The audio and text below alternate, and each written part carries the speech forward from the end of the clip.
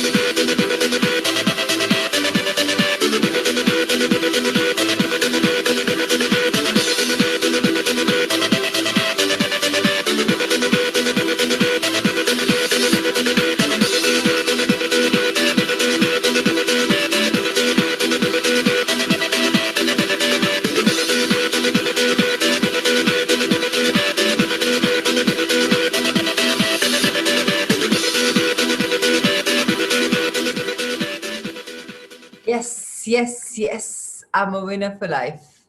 How wonderful. Once more, the next foot, and let's run.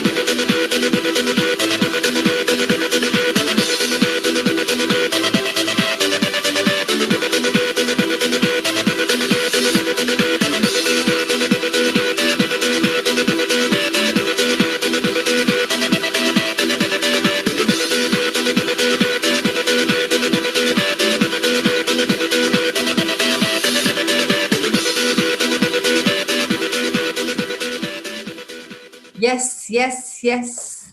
I'm a winner in my life, and I love the playing the game of life. So it is.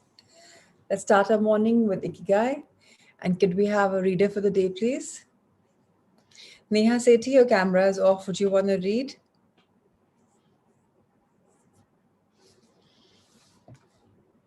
Pratima ji, would you want to read? Yeah? No? Okay, I understand. That's fine. Today, otherwise, we of course have our volunteers ready. Sanya is always there. Some people are always there. So, okay, Sanya, there it is. Let's go for it. So, chapter number 6 is wonderful. It's all about lessons from Japan's centenarians, traditions and proverbs for happiness and longevity. So, it's very okay. So, Neha wants to read. How wonderful. Uh, Ritesh sir, can you just make Neha the co-host? You've never heard her, so it'll be lovely to have her. Sanya, of course, is my go-to girl. Whenever I want, she's always there. Today it's Neha. So you can make yes. So Neha, you're the one. Okay, so let's turn the page, sir. Thank you. Yes, so it's very beautiful now. Very few little lines are going to be coming, proverbs are going to be coming. What are they all about? Beliefs are going to be coming, and it's very, very beautiful. This chapter, it's really lovely. It's actually very heartwarming. So, can Neha, are you there with us? Yes, I Hi, good am. morning. Good morning. Let's start from the first line.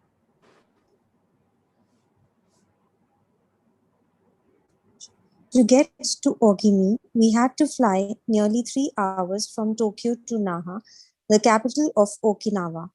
Several months earlier, we had contacted the town council of a place known as the Village of Longevity to explain the purpose of our trip and our intention to interview the oldest members of the community.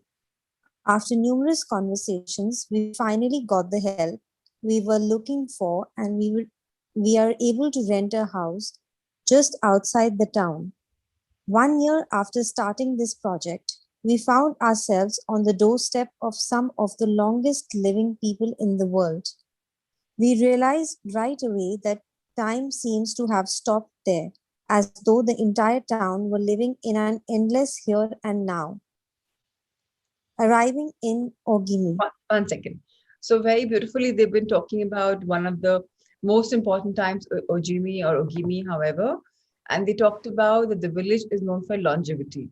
And every person has some purpose. Once you interview, once you realize that what the interview is all about, you will get to know something very beautiful about them. It's very striking. So it's going to be really, really amazing when we discover that. Now over to arriving in Ogimi. After 2 hours on the road from Naha, we are finally able to stop worrying about the traffic. To our left, the sea and an empty stretch of beach. To our right, the mountainous jungle of Okinawa's Yanbaru forests. Once Route 58 passes Nago, where Orion beer, the pride of Okinawa, is made, it skirts the coast until it reaches Ogimi. Every now and then, a little few houses and stores crop up in the narrow stretch of land between the road and base of the mountain. We pass small clusters of houses scattered here and there.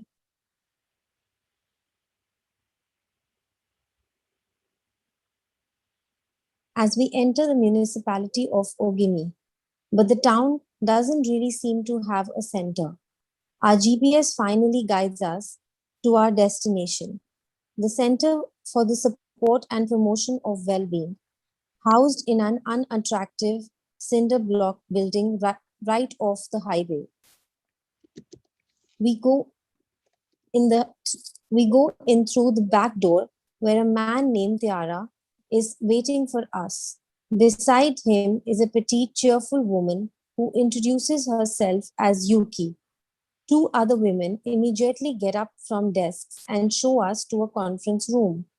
They serve us each a cup of green tea and a few shikuwasa, a small citrus fruit that packs a big nutritional punch, as we see later on. Tiara sits down across from us in his formal suit and opens up a large planner and a three-ring binder.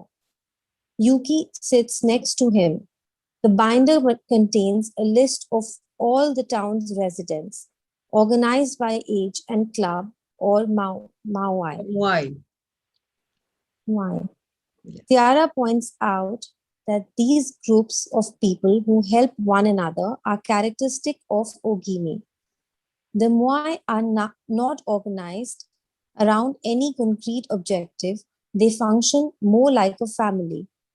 Tiara also tells us that volunteer work, rather than money, drives much of what happens in Ogimi. Everyone offers to pitch in, and the local government takes care of assigning tasks. This way, everyone can be useful and feels like a part of the community. Ogimi is the penultimate town before Cape Hedo, the northernmost point of the largest island in the archipelago. From the top of Ogimi's mountains, we're able to look down over the whole town. Almost everything is the green of the Yanaburu jungle, making us wonder where the nearly 3,200 residents are hiding. We can see a few houses, but they're scattered in little clusters near the sea or in small valleys accessible by side roads. Yes, so that's the structure of this beautiful town. And chikuwasa is a fruit. It's a citrus fruit, more like a quinoas and more like a, yeah. So, I don't know what Malta we call here. So yeah, more like that. And that's what is also very important. And so is the green tea. Now, what about them? Let's read in the communal life. Communal life.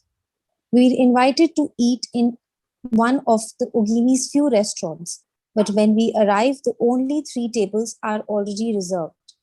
Don't worry, we'll go to Choromi instead. It never fills up. fills up, says Yuki, walking back to her car.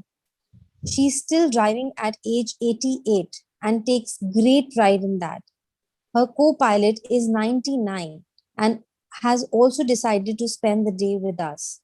We have to drive fast to keep up with them on a highway that is sometimes more dirt than asphalt. Finally, reaching the other end of the jungle, we can at last sit down to eat. Don't really go to restaurants, Yuki says as we take our seats. Almost everything I eat comes from my vegetable garden, and I buy my fish from Tanaka, who's been my friend forever. The restaurant is right by the sea and seems like something from the planet Tatooine from Star Wars. The menu boasts in large letters that it serves slow food prepared with organic vegetables grown in the town. This is very important to know. Slow food prepared with organic vegetables grown in the town. So they're all eating fresh food. And it's commendable to know that a lady is driving at 88 and her co-partner, co-pilot is at 99. And they're driving much faster than these people who are there to interview. So how wonderful to know that they're fully active. Yes, let's continue. But really, Yuki continues, food is the least important thing. She's extroverted and rather pretty. She likes to talk about her role as the director of several associations run by the local government. Food won't help you live longer, she says, bringing to her lips a bite of the diminutive confection that followed our meal. The secret is smiling and having a good time. There are no bars and a few restaurants in Ogimi, but those who live there enjoy a rich social life that revolves around community centers. The town is divided into 17 neighborhoods, and each one has a president and several people in charge of things like culture, festivals, social activities, and longevity. Residents pay close attention to this last category. We're invited to the community center of one of the 17 neighborhoods. It is an old building right next to one of the mountains of the Yanaburu jungle, home to Bunagya, the town's iconic sprites. Spirits. Okay, so let's Spirits. understand. First thing to be noted is they have organic food grown freshly, slow food, which means they are not like rushing it up. Is made with love and care. Second, she says one very important thing to be noted: food won't help you live longer. The secret is smiling and having a great time. And then what they're talking about is beautiful. This entire community is now all about culture, festivals, social activities, longevity. They're very close in harmony.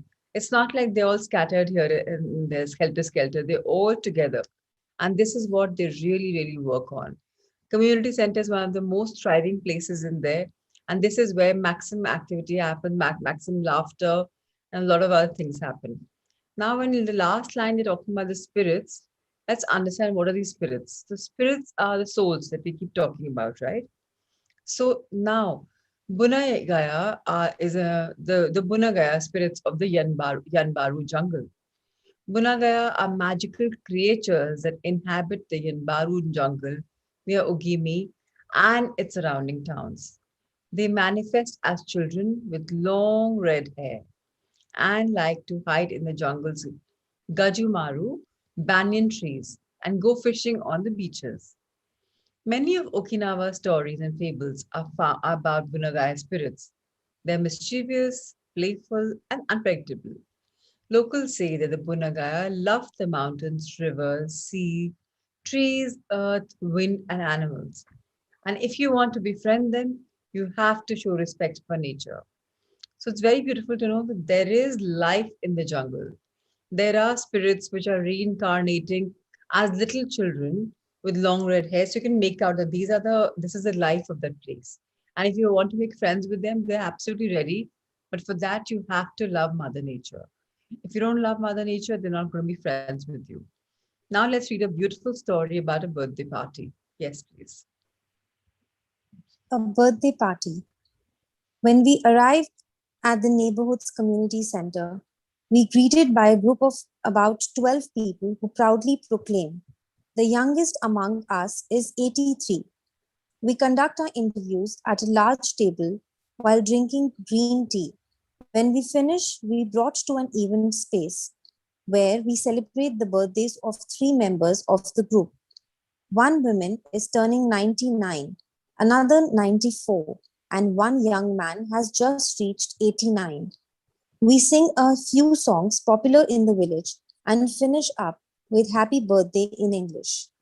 The woman turning 99 blows out the candles and thanks everyone for coming to her party. We eat homemade shikwasa cake and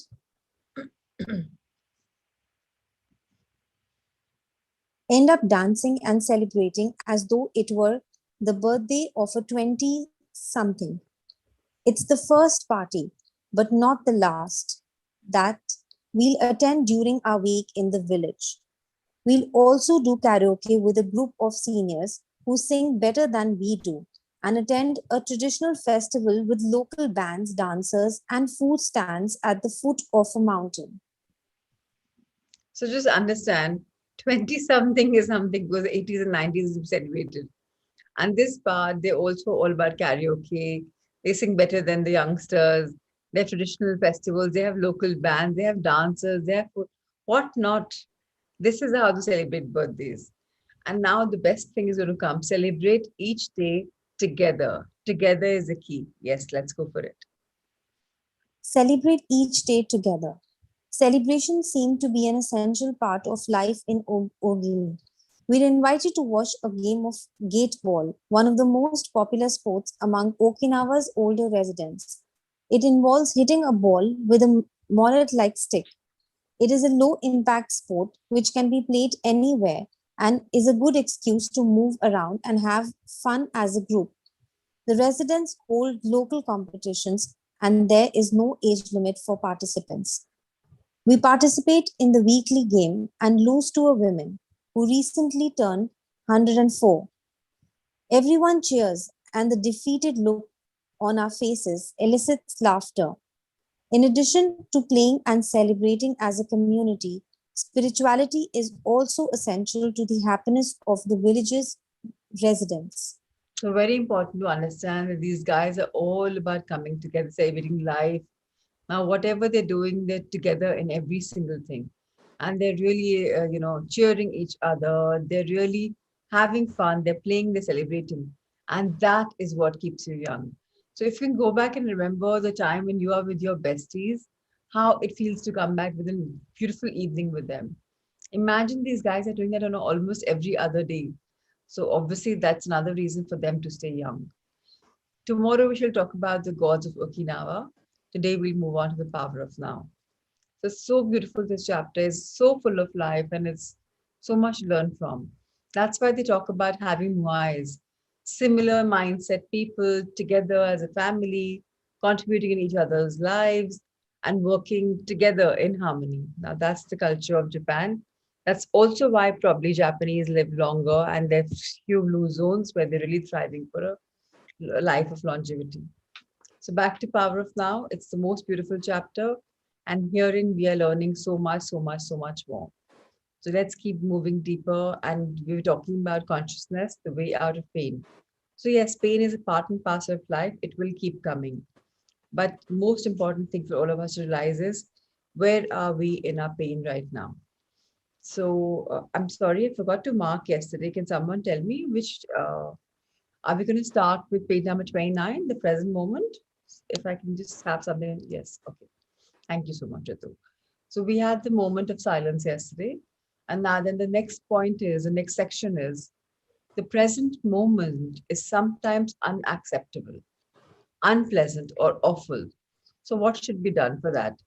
So what's Eckhart's answer? Neha will read for us.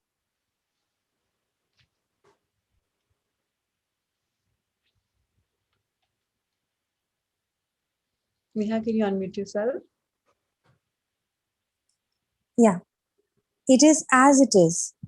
Observe how the mind labels it and how this labeling process This continuous sitting in judgment creates pain and unhappiness. By watching the mechanics of the mind, you step out of its resistance patterns and you can then allow the present moment to be. This will give you a taste of the state of inner freedom from external conditions, the state of true inner peace. Then see what happens and take actions if necessary or possible. Accept, then act. Whatever the present moment contains, accept it as if you had chosen it.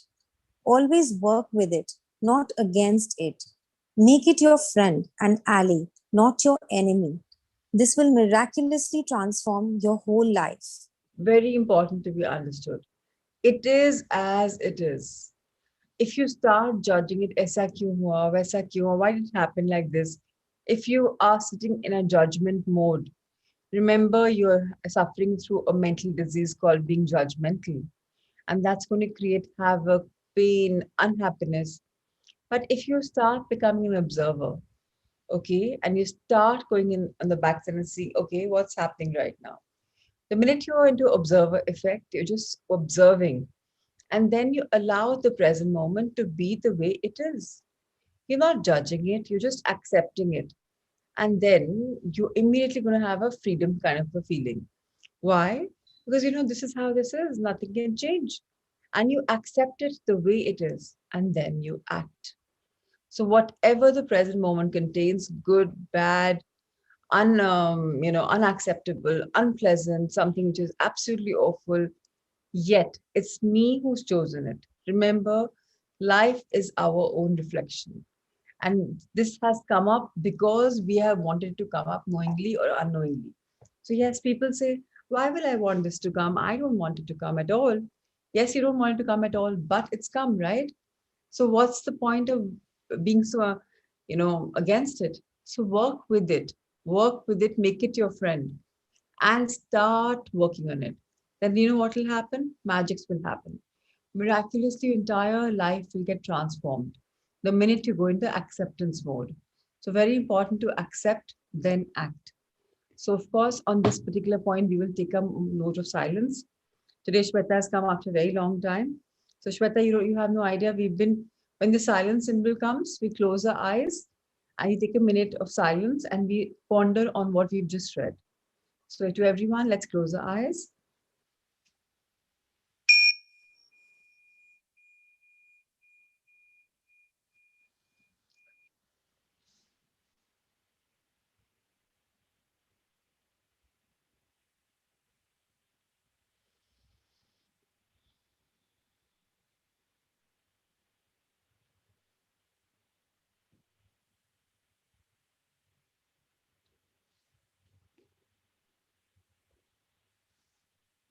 I accept everything as is.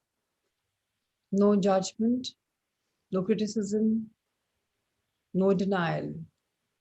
I know this is meant to be the way it is right now. All I do is accept and then address it, act on it, and I find internal peace. And so it is. Let's open our eyes. So, next part is past pain, dissolving the pain body. So, remember, we have a physical body, we have a mental body, we have a pain body. We have 7 types of bodies. Now, they're not visible to us, but we have 7 types of bodies. So, now, here today, we're addressing about the past pain. So, if you've had past pain, how does that come into your present body? Something all of us have understood through Louis Hay. Now, let's delve deeper and understand the science.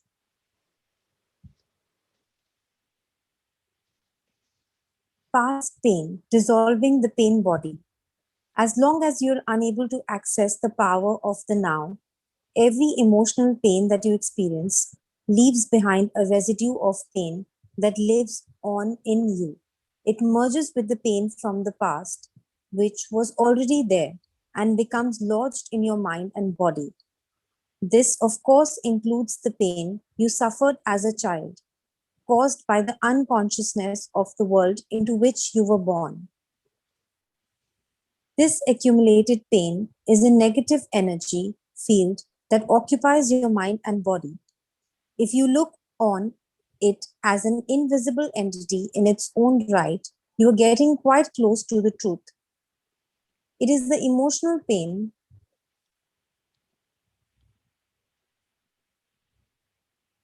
body. It has two modes of being, dormant and active. A pain body may be dormant 90% of the time in a deeply unhappy person, though it may be active up to 100% of the time. Some people live almost entirely through their pain body, while others may experience it only in certain situations, such as intimate relationships or situations linked with past loss or abandonment, physical or emotional hurt, and so on. Anything can trigger it, particularly if it resonates with the pain pattern from your past. When it is ready to awaken from its dormant stage, even a thought or an innocent remark made by someone close to you can activate it. Let's remember all of us have gone through some pain at some time or the other. Now, how much you've hoarded that pain and kept in your body depends upon you. There are people that you may know, especially elders, who are all the time complaining, body mein yahan dard hai, wahan dard hai, wahan dard hai. They're all the time in the state of being sick or in pain. Why are they like that? Because they have an unhappy body. They have an unhappy persona. And can unhappiness live in a very happy body? Today, if I'm extremely happy, full on life, very energetic, can unhappiness live in me? Anyone tell me? Today, if I am a very happy person, can unhappiness live in me? Of course, it can't live in me, right? Thank you, Sonia. So, it's very important to understand that if I have made my atmosphere very beautiful and light and energetic, it can't live in me. But if I am happy enjoying that pain, are yahan dard aa gaya, are wahan dard aa gaya. There are so many people who are living their life in this misery. It completely depends upon you. Now, understand one thing. You are the only one who can take this pain away from yourself. And sometimes when the pain is there, it's sitting inside you, you have no idea. But some memory of the past comes and immediately you're triggered. Oh my God, ye yaad aa gaya. And that's upsetting me. Now that is resonating with your old pattern. And then you have to awaken, and then that's when it awakens into dormant stage. So please understand, you have to put it in a dormant state, not an active state, because you don't want a silly little or innocent little remark to trigger you. So please understand, let's not be the carriers or the channels of having this pain stored in our body. Let's have affirmations that if you're physically, mentally sick, that, my body's clean of all the toxic thoughts, all the toxic, things in my body. I'm whole, complete, and clean. I'm healed. So if you have any of these symbols, you are the only one who can work on it. Now let's read further. Some pain bodies are obnoxious but relatively harmless. For example, like a child who won't stop winning. Others are vicious and destructive monsters, true demons. Some are physically violent. Many more are emotionally violent. Some will attack people around you or close to you, while others may attack you, their host. Thoughts and feelings you have about your life then become deeply negative and self destructive. Illness and accidents are often created in this way. Some pain bodies drive their hosts to suicide. So now this is something which is to be thought of. That if you are agar आप pain को पाल रहे हैं, if you're holding on to the pain, and then it may become really, really, really bad. And if I am a person who's all the time whining, complaining about the pain that it's my body, so what will happen? It'll become bigger and bigger and bigger. Why? Because I'm expanding it. And sometimes it'll become so much that I can physically assault people. Emotionally, I can assault people. I can say very wild things, or physically, I can do so, like just slap somebody or just do something. And such people who are there, it really becomes very, very suicidal because they are in such a negative pit and they are all the time all about self destruction. They don't even realize that they're spoiling the relationships themselves, and it's all becoming catastrophic, disastrous, and absolutely they're in a state of being just absolutely, you just can't even imagine what state they're in. And sometimes such people who are they fall into depression, and many a times they go for suicides as well, because they're such unhappy souls and they've taken on unhappy, more unhappy, more unhappy, more unhappy when they till here and say nothing can happen and they hang themselves or they kill themselves. Yes, let's read further. When you thought you knew a person and then you are suddenly confronted with this alien, nasty creature for the first time, you are in quite for a shock. However, it's more important to observe it in yourself than in someone else. Watch out for any sign of unhappiness in yourself, in whatever form it may be, the awakening pain body. This can take the form of irritation, impatience, a somber mood, a desire to hurt, anger, rage, depression, a need to have some drama in your relationship, and so on. Catch it the moment it awakens from its dormant state. So the minute you feel like doing any of the upset thing above, you just want to be anything out of these, remember one thing. If you are in an observer's effect and if you're observing your own emotions, they're like, oh, this is what I'm feeling right now.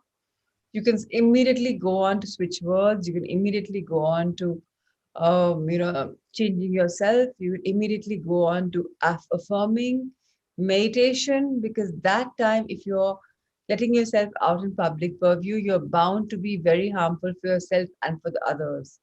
Remember, remember. Things work like magic. They really, really, really work like magic.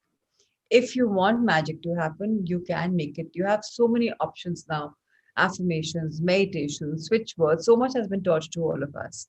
So, if we really want that time when the awakening pain body is coming up and you're feeling anything stressful, any kind of bad emotions, to put it in a dormant state, all you have to do is meditate. As I said again, you switch words or you just start affirming whatever works for you. Don't let this thing become active, because then it's really going to be a problem. Yes. The pain body wants to survive, just like every other entity in existence. And it can only survive if it gets you to unconsciously identify with it. It can then rise up, take you over, become you, and live through you. It needs to get its food through you. It will feed on any experience that resonates with its own kind of energy. Anything that creates further pain in whatever form: anger, destructiveness, hatred, grief, emotional drama, violence, and even illness. So, the pain body, when it has taken over you, will create a situation in your life that reflects back its own energy frequency for it to feed on. Pain can only feed on pain. Pain cannot feed on joy. It finds it quite it, it finds it quite indigestible. Very important to understand. If you're if you really want to feed the pain, it has to be pain and misery and all things negative. So below the line, whatever we've talked about, the tree in the manifestation. So all negativity will feed this pain, but anything positive will will only lessen this pain. So what food are you nourishing your pain body with? Good or bad? So if it's bad, the pain is going to increase and you're going to be having a lot of other problems as mentioned here. Lots of drama, lots of violence, maybe even disease will come into your body. Of course, anger will be part and parcel, short temper will be part and parcel. What do you want to live your life as? Only you know that, right? So if you give it positive energy, you just start working on yourself, you're going to thrive. But if you become a victim and you're all the time complaining, criticizing, then you're giving power to pain. And then only pain is going to have a great time, because pain is going to grow and give you much more misery. So let's read further. Once the pain body has taken you over, you want more pain. You become a victim or a perpetrator. You want to inflict pain or you want to suffer pain or both. There isn't really much difference between the two. You're not conscious of this, of course, and will vehemently claim that you do not want pain. But look closely and you will find that your thinking and behavior are designed to keep the pain going for yourself and others. If you were truly conscious of it, the pattern would dissolve. For to what more pain is insanity, and nobody is consciously insane. So let's understand. Now, when you have fed pain, it's become a giant, it's taken over you, and you're having much more pain. And that's when you truly become a victim. Now you want to inflict pain on others, you want to say wild things because that's second nature to you. It doesn't matter. Then, even if you're a nice person, this is automatically going to happen through you. But if you start looking at it closely, you magnify it, look at it closely, this is nothing but a fragment of your thinking. Your thinking, your behavior are designed to keep the pain going. So, what do? We switch out from that, we switch off that pain, we move on to the positive. If we are conscious of it, we can dissolve this pain so easily. We can dissolve it by the three, four, five methods that you've learned. And that is when this pain is going to simply go away. But if you don't work on it, you're going to get worse and worse and worse. Let's continue, Neha. The pain body, which is the dark shadow cast by the ego, is actually afraid of the light of your consciousness. It is afraid of being found out. Its survival depends on your unconscious identification with it, as well as your unconscious fear of facing the pain that lives in you. But if you don't face it, if you don't bring the light of your consciousness into the pain, you will be forced to relieve it again and again. The pain body may seem to you like a dangerous monster that you cannot bear to look at, but I assure you that it is an unsubstantial phantom that cannot prevail against the power of your presence. Very important again to understand that our pain body is a dark shadow. This dark shadow is casted by the behavior of I, me, and am. Oh, I, the Supremo. I am this, I am that. But the minute you shine your light of consciousness, what is consciousness? I repeat, consciousness is awareness. I am aware. I'm neither the mind nor the body. So if I'm not the body, why is this pain being hoarded? Because I'm no longer the body. And the minute you put that light on it, you're taking the power, you're sucking the power away from the pain. And then you can survive beautifully because now you've identified that, oh, this is all about this.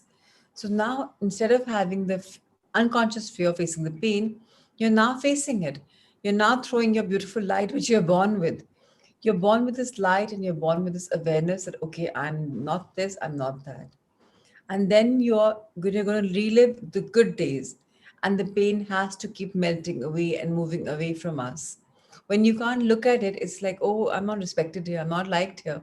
It will leave your body, and then this huge thing is just going to be away because the power has been sucked out, and you'll be restored back to where you are meant to be, whole, pure, and complete. So it's all upon us how much we want to feed this pain body. How much depends upon us. Yes, let's continue. Some spiritual teachings state that all pain is ultimately an illusion, and that is true. The question is it true for you? A mere belief doesn't make it true. Do you want to experience pain for the rest of your life and keep saying that it is an illusion? Does that free you from the pain? What we are concerned with here is how you can realize this truth. That is, make it real in your own experience. So So the again, when we're learning in the spiritual world, what is the spiritual world all about? What is spirituality? Spirit's real, actual reality is spirituality, right? Spirit's actual reality is what?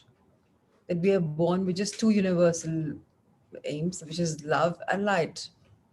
Now, when you are in this world of spirituality and all the teachings that you've learned, what is it teaching you? That pain is most definitely an illusion because we are neither the mind nor the body. And in this physical body that we have acquired this so I, the soul, right? I, the soul, have acquired this physical body. And now, if it's going through something, it's not true to me because this is not me. This is just one of the vehicles that I've just taken a seat in. And if it's a mere belief, how can it be true? It's just a belief. And I don't want to experience this pain for the rest of my life because it's an illusion. Now I have to free myself of the pain. And I am pain free. That's my conviction. That's my affirmation. That's how it's going to come true. So if I realize this truth, then I'm going to only experience the real truth. And the real truth is all this artificial stuff or these make believe stuff is all false. But my life is beautiful because that's how I want it to be, free of any negativity, only full of positive feelings, because that's what I'm all about. Yes, please.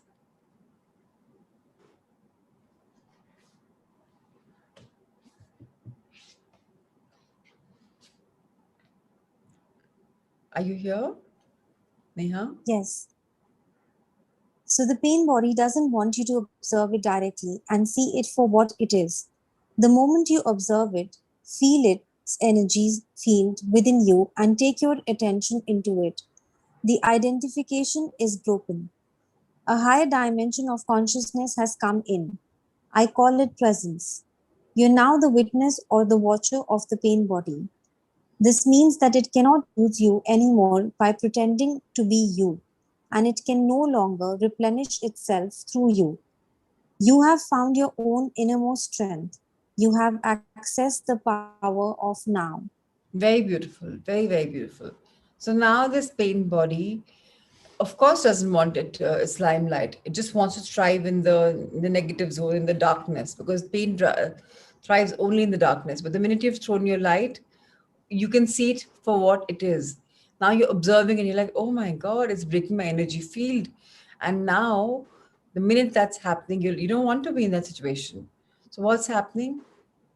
A higher dimension of consciousness has come in. So let me tell you, we are in the lower dimension in life. So we have to elevate to a higher dimension, which means we have to all go up and up in our consciousness. But now this is sunk in, oh, I want to get out of this. This they call the spiritual world, people call it presence. Presence is where you are a mere witness, a mere observer, a mere watcher of the pain body or anything to do with the physical body. Now, this means that you cannot anymore pretend that it's you because it's not you. And the minute you realize that, you have found your innermost strength, and that innermost strength is accessed by the power of now and is propelled only by love and light. It's only fed by these two beautiful elements. Let's turn the page. It's a new question on the next page. What happens to the pain body when we become conscious enough to break our identification with it? Unconsciousness creates it. Consciousness transmutes it into itself. St. Paul expressed this universal principle beautifully. Everything shown, everything is shown up by being exposed to the light, and whatever is exposed to the light itself becomes light. Just as you cannot find the darkness, you cannot find the pain body. Trying to do so would create inner conflict and thus further pain. Watching it is enough. Watching it implies accepting it as part of what is at that moment. Again, what is unconsciousness? Can anyone tell me? So we know what's consciousness. What's unconsciousness? Okay. So unconsciousness is not being present to the fact that I'm neither the mind nor the body. I'm not conscious about it. I have no idea. I'm happy to live in this life. Yes, not aware. I'm happy to live in this life. Oh, Prachi, Prachi, Prachi. What is Prachi? Nothing. It's a mere body. And I, the soul, am neither the mind nor the body. When I say the mind, it's the conscious mind. So when unconsciousness is creating it, now consciousness, awareness is transmuting itself into itself. St. Paul has expressed this universal principle very beautifully. He says, Everything in life is shown up by being exposed to the light. सब कुछ कब दिखता है जब light आती है. We know this, right? When the lights out in our room, everything becomes dark. But the minute even one bulb is switched on, everything starts coming to obvious. So the minute light is exposed, everything starts coming to light, which becomes everything is being seen. Just as you cannot fight the darkness, you cannot find the pain body. आप darkness से नहीं लड़ सकते, आप pain body से नहीं लड़ सकते. अगर आप कर रहे हैं तो there'll be an inner conflict and और pain बढ़ेगा. So what do you have to do? कुछ नहीं करना है, सिर्फ ऑब्जर्व करना है, बाहर से वॉच करना है. और अगर आप वॉच कर रहे हैं, एक्सेप्ट कर रहे हैं उस चीज को उस समय as it is, that's what is important. आगे बढ़ते हैं. The pain body consists of trapped life energy that has split off from your total energy field and has temporarily become autonomous through the unnatural process of mind identification. It has turned in on itself and become anti life, like an animal trying to devour its own tail. Why do you think our civilization has become so life destructive? And even the life destructive forces are still life energy. Very beautiful. So now this pain body, obviously we all have an energy field around us. When some energy splits off, निकल जाती है वहाँ से अपनी energy field से, and temporarily वो हमारी body में एक unnatural process create कर लेती है, अपनी identity बनाने की कोशिश करती है from away from the aura, and now it's become anti-life. जैसे एग्जाम्पल दिया गया है, जैसे एक एनिमल ट्राई कर रहा है अपने खुद की टेल को खाने के लिए, like a part of it. So what is happening now? What do you think a civilization has become so self life destructive? Even the life destructive forces are still life energy. So हम लोग we are creating, atom bombs, we're creating missiles, we're creating so much. For what are we creating? To attack each other, to attack each other's humanity, and millions and billions of dollars of rupees are spent in experiments. So all of us life destructive. एक दूसरे को काटना, negative बात करना, उसका उसको उसकी trip ले लेना, ओ आई किल्ड हिज ईगो, मजा आ गया उसका, तो मैंने ना, the Hindi word, you say whatever, I just give him off a piece of his thing. We're being life destructive. Maza aata hai, serious pleasures aate hain, and showing somebody down. This is your energy field which you're now hampering. But actually, what is our energy field? It's all about transmitting the beautiful values of love and light. The minute you're not criticizing, the minute you're not, like people are, even if they're doing, इसका मतलब अगर आपने नहीं भी criticise किया, आप अंदर से अरे ये भी यहाँ नहीं रखा है ढंग से, अरे ये ऐसा भी नहीं हुआ है, अरे ये गिरा दिया, अरे ऐसा कर दिया. So then you're reacting like that. Even that is taking away a part of your energy into negative energy, because you are unconsciously criticizing. मैं ये नहीं बोलती हम सब सेंस बन जाएं, पर जितना हो सके ओवर रिएक्शन करना कम कर दें, जितना हो सके एक्सेप्ट करना शुरू कर दें. If you accept everything the way it is, हो गया भाई, हो गया, what's a big deal? That's when life will become much, much better. There are some people, in the Elmira's, a lilac shirt has to be here, a blue shirt has to be here, a yellow or white. They do color coding. एक भी color यहाँ से वहाँ चला गया, and they're like, what's this? So such people are also called fanatics, and they're like just so obsessed with everything, they can't see life beyond it. So let's learn to accept things the way it is. You want to keep them color coded, fine. अगर off चला भी गया, आप ठीक कर दो ना. What's the point to complain? Let's go further. When you start to disidentify and become the watcher, the pain body will continue to operate for a while and will try to trick you into identifying with it again. Although you are no longer energizing it, through your identification, it has a certain momentum, just like a spinning wheel that will keep turning for a while, even when it is no longer being propelled. At this age, it may also create physical aches and pain in different parts of the body, but they won't last. Stay present, stay conscious, be the ever alert guardian of your inner space. You need to be present enough to be able to watch the pain body directly and feel its energy. It then cannot control your thinking.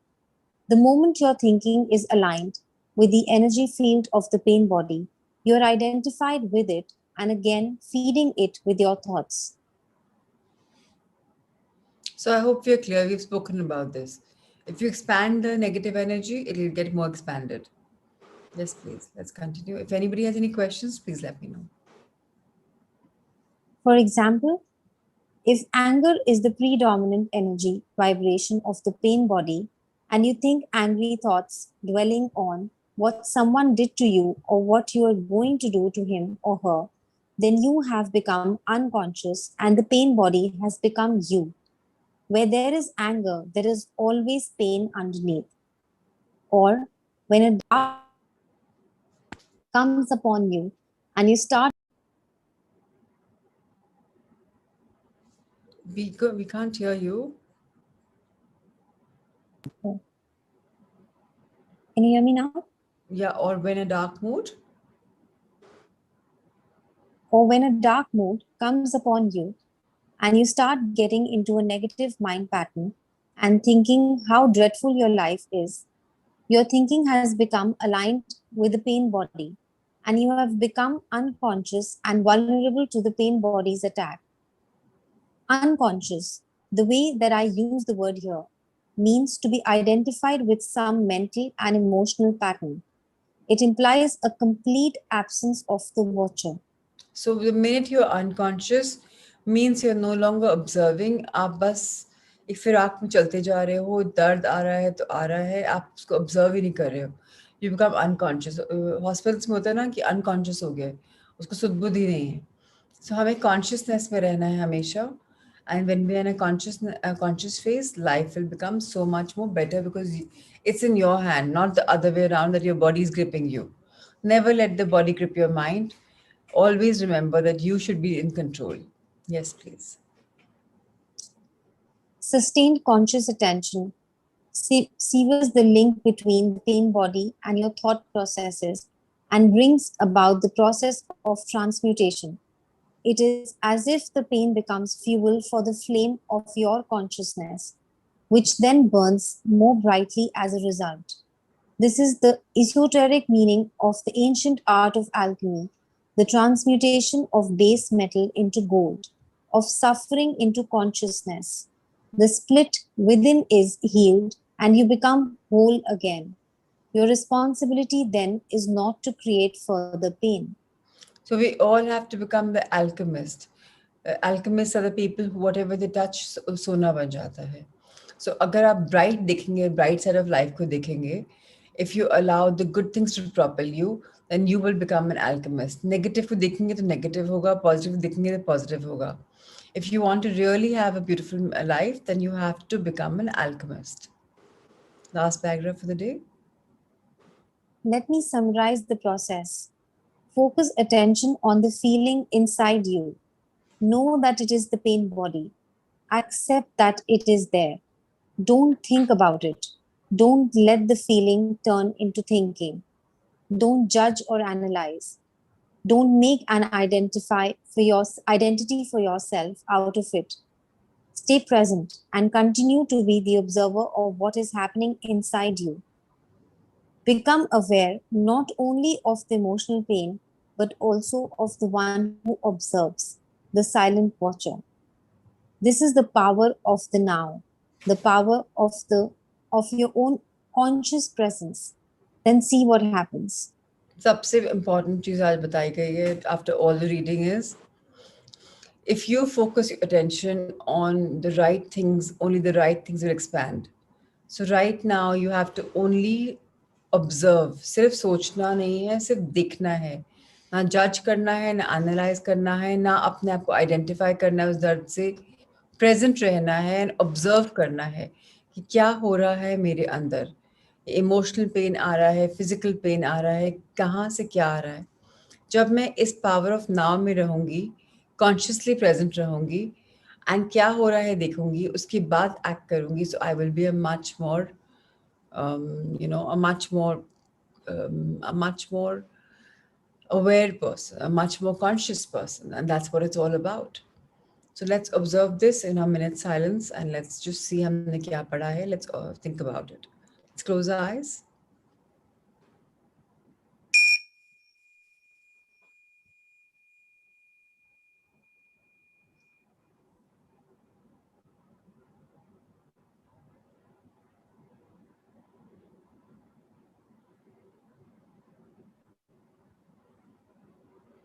I am conscious. I am aware. I observe silently. I accept and then I act. This way, I'm only giving the power to now by being in the power of now. And so it is. Thank you, everyone. Pritesh sir, let's have the magic weight loss pill. So thank you so much. Neha, you were reading magically, so I'm so happy to have you the reader of the day. Thank you for taking up reading. So we've been talking Thank about you. drinking smartly. Thanks. So we're talking about drinking smartly. We've been talking about the power of lemon water. Today we'll talk about something which is plaguing a lot of people: how to eradicate acidity and lose weight. Remember one thing: if your body is acidic, you can never lose weight. So, how do you make your body alkaline? Simple steps to make the body alkaline. Firstly, सबके घरों में R O water होता है. Infused water लेना बहुत important है. Add mint leaves, add lime. Lime, some people say, is acidic, but when it touches your saliva, it becomes alkaline. We've read that, right? So sometimes adding mint leaves or slices of even kheera are great for making your body, making your water alkaline. So remember that.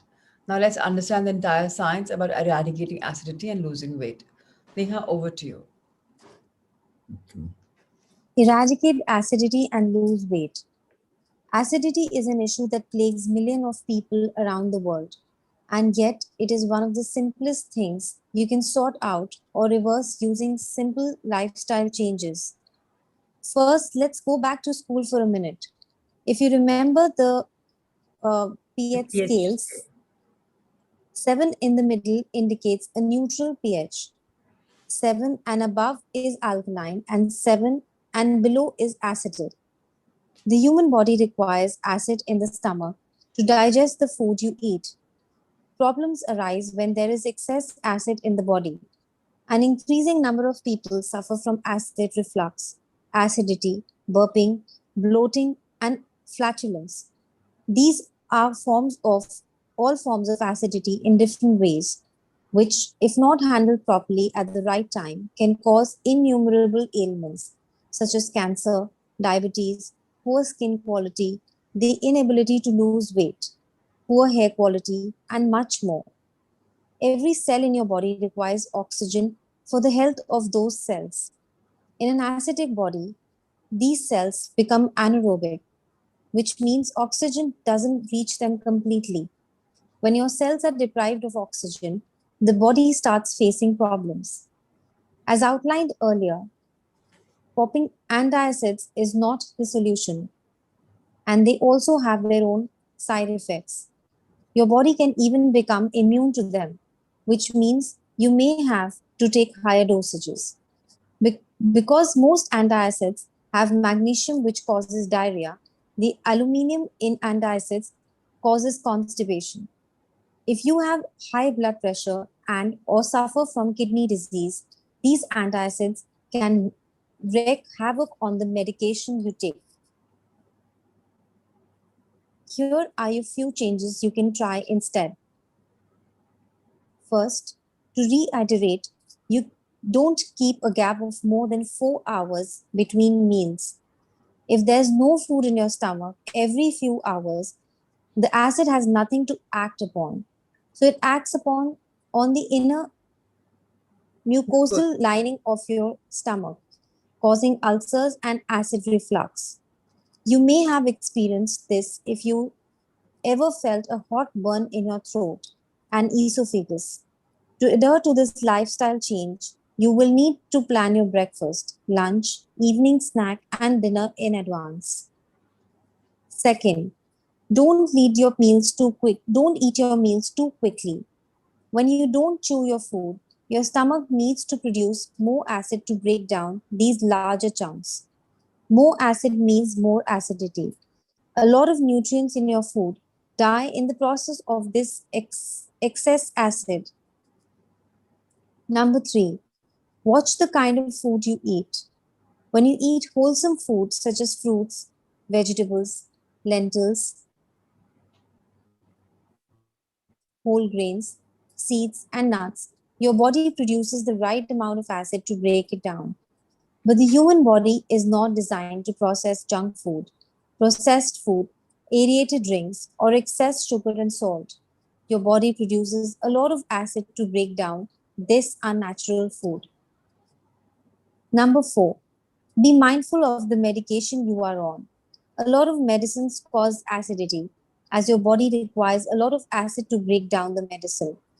So, when you take antibiotics, make sure you have all the probiotics and B complex because antibiotics wipe out the good and the bad bacteria from your intestines, making your body more acidic.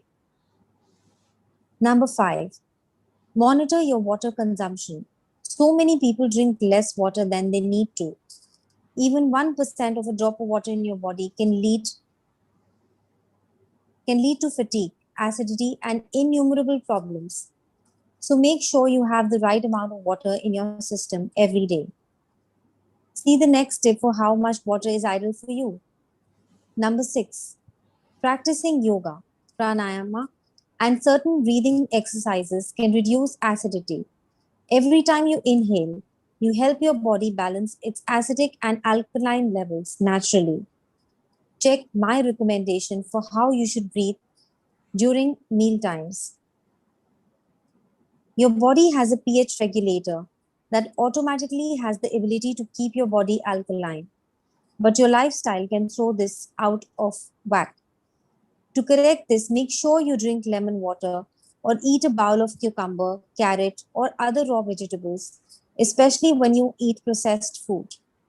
These simple lifestyle changes can help you get rid of even the most severe case of acidity. So, simple steps, let's understand what we've read today. Firstly, if you've had something which is very, after every meal, if you can have after half an hour, if you can have like a warm glass of lime water, it's amazing. When you know you haven't had right food, having cucumber, a bowl of it, or carrot is very amazing. Any raw vegetables for that matter is amazing the minute you process food. So you have to counteract your acidity because you don't want the alkaline level to go up. Water, of course, is very, very important. So very important to have the right amount of water. Meditation is very important. Yoga, pranayam, and breathing is very important. They also help us to make our body more alkaline. Now, the minute the body is more alkaline, your body will be losing a lot more weight. And not more than 4 hours of gap in meal. Very, very important to understand that. And chewing your meals is very important. Not like never eat meal in a rush. Give your adequate time, respect it, say your prayer before you eat your meal, bless it, and be careful of the food that you're eating. So if you're eating whole grains, legumes, lentils, fruits, then they are the original pure form that Ma Prakriti gives us. And then the right amount of acid is used in our body to break it down. But if you're using any processed food, namkeens, or anything which has gone in factories and made, then your body will take, or even these colas, aerated drinks, or anything excess sugar and salt, your body will require a lot more acid to produce it. So be mindful, and I hope that we'll never have acidity ever again. So thank you, thank you, thank you, Neha, for reading these 3 books for us so magically. God bless you, and thank you for taking up reading. And now Pratima ji will read the heart thought with Tirsa. So let's just have the heart thought. Neha, lots of clarity in your reading, so thank you so much, my dear. Good pronunciation as well. Thank you. So it's amazing to know that today is all about loving again. And then Pratima ji, of course, is, I think, an epitome of love. She keeps radiating and shining her love on all of us. So it's wonderful. Today we also have an anniversary. Um, Parul Agarwal. So is she here with us? I don't know if she is. Okay. All right. So it's all about a loving world. Every time you meditate, Every time you do a visualization for healing, every time you say something for healing the whole planet, you are connecting with people who are doing the same thing. You are connecting with like minded people all over the world. So, how wonderful is that? I help create a world where it is safe to love each other. So, very important to understand that.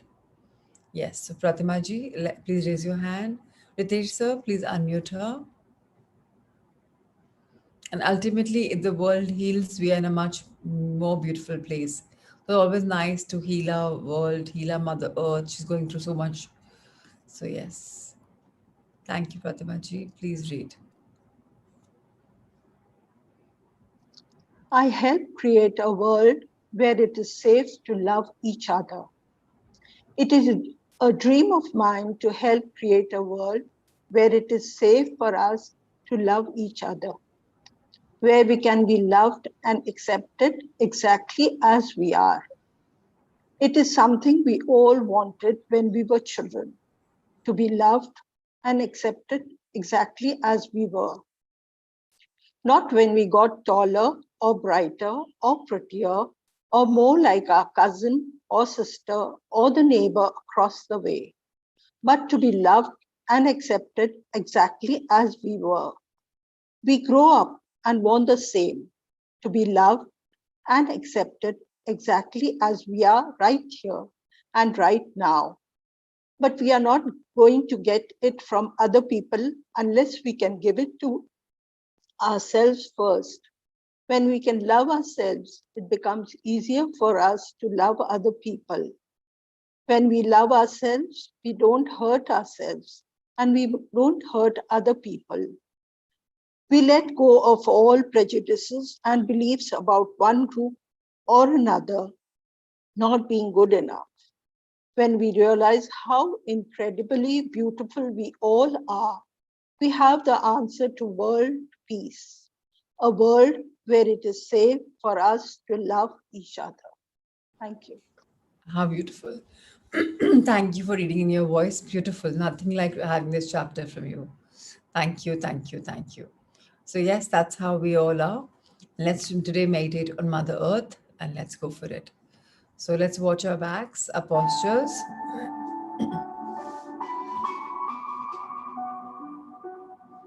our back straight, our feet firmly rooted, or maybe if you're cross legged, then rooted again, eyes closed, a soft smile on our faces.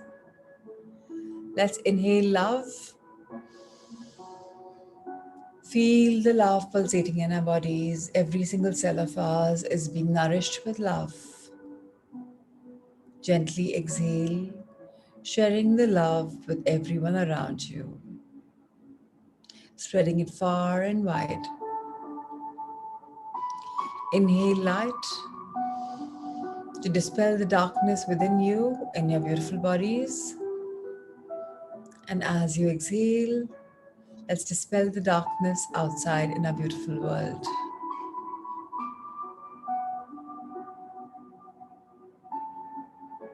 Inhale unconditional giving. I am an unconditional giver, a giver of love and light. I embrace this new beautiful quality in me and I exhale it by sharing my unconditional love and light and the art of giving, the joy of giving. Life is magical. Life is a nurturer. Life is enriching, and so am I. My life is a reflection of me, and I am on this pursuit of enlightening myself, becoming brighter in my knowledge bank, growing into a better person of what I was yesterday. Every day I empower myself with something new, some new knowledge, profound or basic. Knowledge is a gift that I keep presenting to myself. Today, it's all about unconditional giving.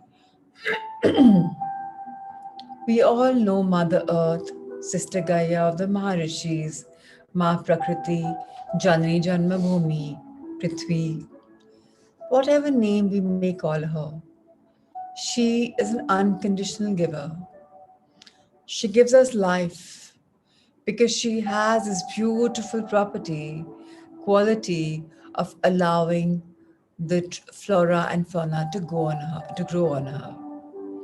These wonderful trees that grow on her for years and years and years are helping create a biological system wherein they emit oxygen, the much required oxygen in our beautiful bodies, also called vitamin O. We inhale it openly, freely. She allows flora and fauna to be edible as well. No wonder we eat crops, fruits, and vegetables. She is a giver.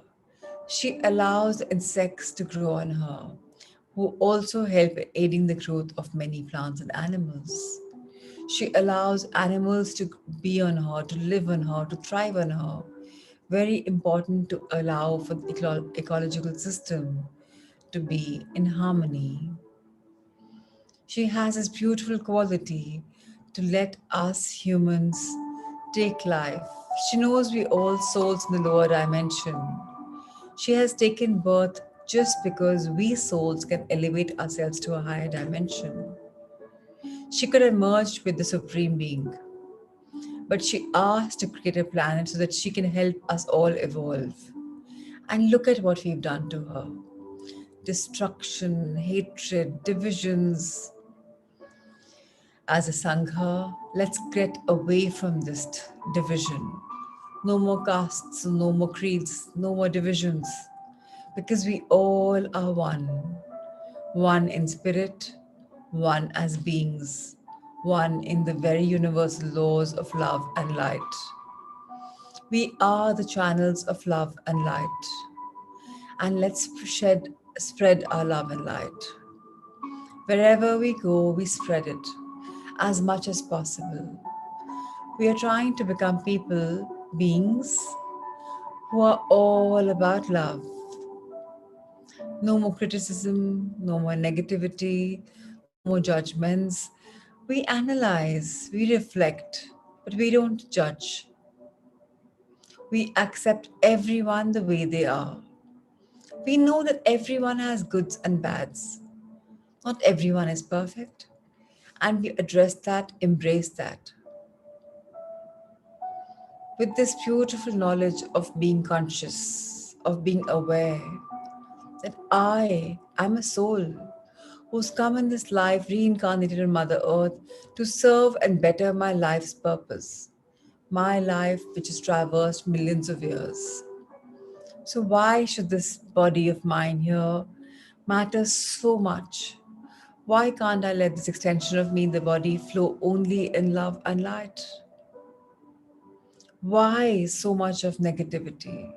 Why holding on to any disease? Why expanding the fear? Why expand the negativity? Why break the energy? I am energy. I am life. I have been unconditionally taking from everywhere around, Mother Nature especially. Now, let me embrace being environment friendly. Let me go away from processed foods. Let me stop using the packaged stuff so much. Let me be careful of what I'm disposing where. Let my Mother Nature nurture. It's time for me to nurture her, plant more trees, nurture them with love and light. It's time for me to become a little eco-friendly by stopping usage of any plastics. Being very, very, very conscious. How about carrying our own bottles of water rather than buying the packet water, the bottled water? How about carrying our own spoon and forks when we eat street food and rather than buying theirs? Why can't each one of us be the change? Why can't we live in a more hygienic world? Why can't we all evolve? Why can't we question ourselves?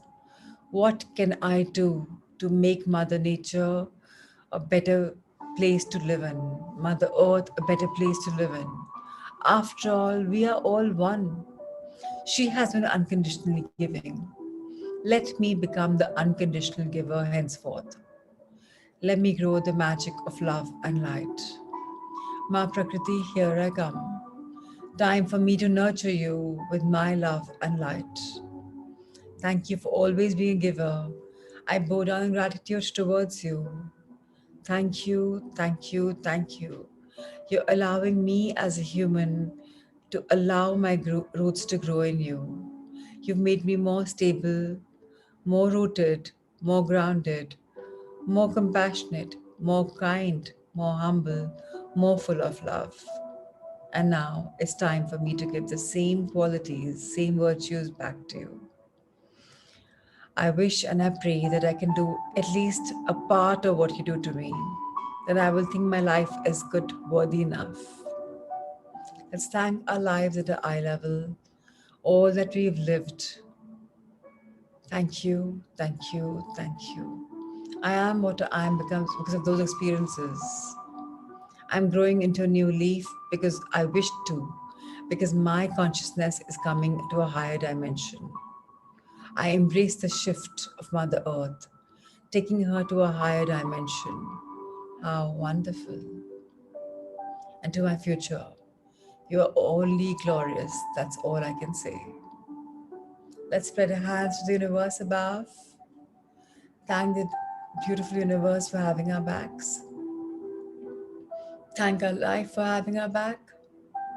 Thank the cosmos for this beautiful inclusion of us in our Leela.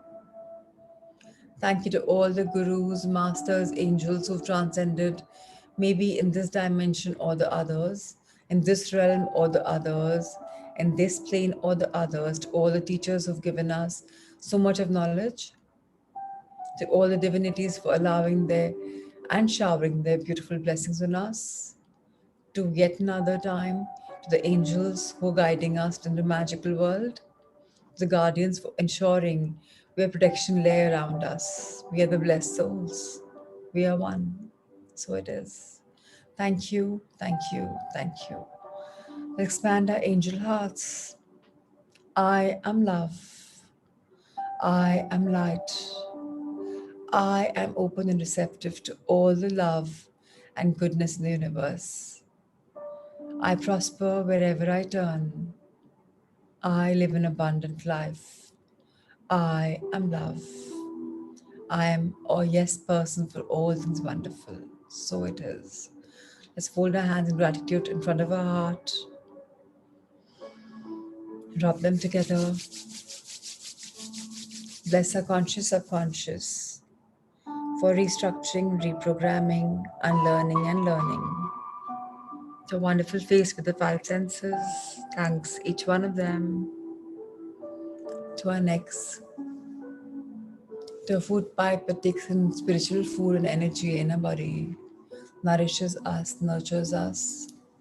To our shoulders, our arms, fingers, thumb, nails, upper back, spinal cord, middle back, lower back, hips, our chest, our lungs, our heart, our liver, stomach, gallbladder, kidneys, uterus, intestines, sexual organs, excretory organs, thighs, knees, calves, heels, soles, toe finger and nails. Ever so gently come back up. Hands folded in front of our heart. Dearest, magical, magnificent body. On this fabulous Friday, once again, I thank you, thank you, thank you. I'm sorry. Please forgive me. I thank you and I love you. I love you, dear body, to all the beautiful organs for working on the optimum best, trillions of cells in me, hundreds and thousands of kilometers of blood circulation system, muscles, tissues, glands, fibers, bones, skin. Thank you, thank you, thank you. From the bottom of my heart, thank you.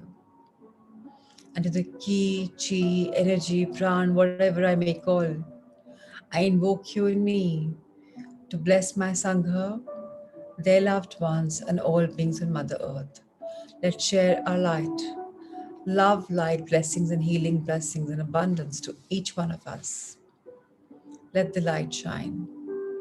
Sanya, Ankur, Hina, Mitu, Bhuvan, Siddharth, Vandana, Kavita, Ushaji, Sangeeta, Prashant, Seema, Riku, Naveen, Nisha, Pratima ji, Selish, Shivani, Shweta, Meenakshi, Archana, Mudita, Shubhra, Anchal, Sakshi, Shelly, Nikita, Radhika, Sakshi Mathur, Neha, Rohini ji, Peena ji, Prachi, Yashvi, Rina, Parul, Puneet, Richa, Rima, Anika, Nitin, Kripa, Parul, Jitendra ji, Shruti, Sunita,